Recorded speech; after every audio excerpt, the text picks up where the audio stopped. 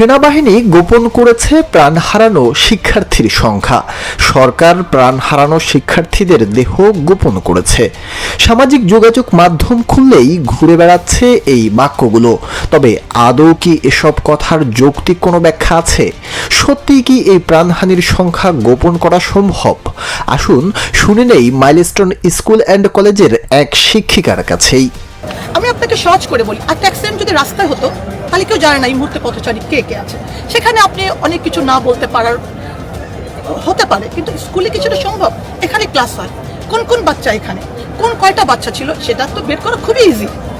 এটা তো আমরা বলতে পারি যে এই কজন পাওয়া গেছে, এই কজন নিখোঁজ, এই কজন ভালো আছে বা এই কজন নাই।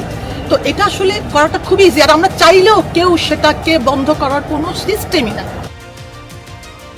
এই বক্তব্যতেই স্পষ্ট, যেখানে প্রতিষ্ঠান জানে যে কতজন শিক্ষার্থী এসেছিল স্কুলে, প্রতিটি পরিবার জানে কার সন্তান ফিরেছে আর কার সন্তান আছেন হাসপাতালে, সেখানে প্রাণহানির সংখ্যা কিভাবে গোপন করা সম্ভব? আর সরকার বা সেনাবাহিনী কেনই বা করবেন এমনটি? আছে কি কোনো সদুত্তর, নাকি কান নিয়েছে চিলে এমন ভাবনায় সরব সামাজিক যোগাযোগ মাধ্যম?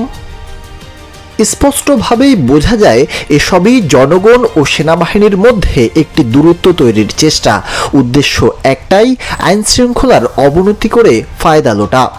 তাই আসুন এ সকল গুজবকে না বলি, সত্য জানি, সঠিক তথ্য প্রচার করি।